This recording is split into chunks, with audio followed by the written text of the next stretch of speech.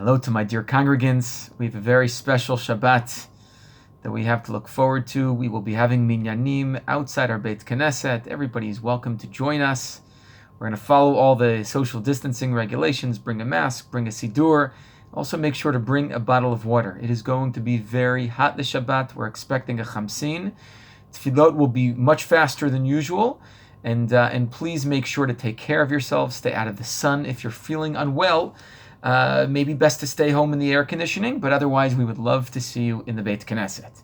And now a message on the Parshat, and I think what is an important discussion to have.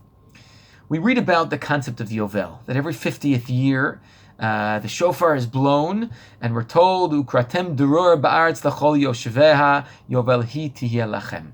In this 50th year, all the slaves go free. But the phraseology that the Torah uses to describe this experience is very interesting. Because it says, Yovel lechol yoshveha, for all of its inhabitants. Yovel hi tiyeh lachem, lachem also lashon rabim, in plural language. And Rabbi Menachem Mendel of Rimenov, in his commentary, his Hasidic discourses on the parasha called the Menachem Tzion, he has a very interesting insight. And he says that Yovel teaches us something, an important message about social justice. In the year of Yovel, the slaves go free. But this teaches us, Ein duror lachatzain. There's no such thing as a society that is half free. If part of the people in society, a segment of society, are enslaved to others, well, ultimately, this entire society is enslaved. And ultimately, it's a society that is unjust, and tzedek and righteousness do not reign in such a community, in such a society. The only option is that everybody achieves freedom. And this is why we're told about Yovel. Yovel hi lechol yoshveha.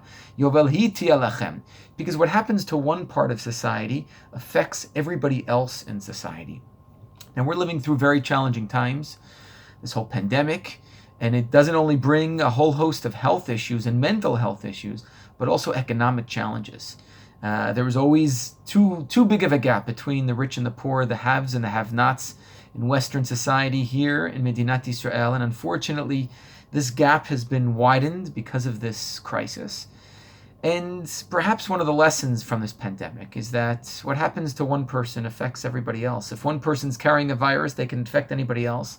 And so too, if one person is in mitzukah, if even one person, one family, one community is struggling financially, economically, whatever it is, then it affects all of us. And all of us should feel a responsibility for what happens for broader society in all segments of our population and the country here in Medinat Israel and the world at large.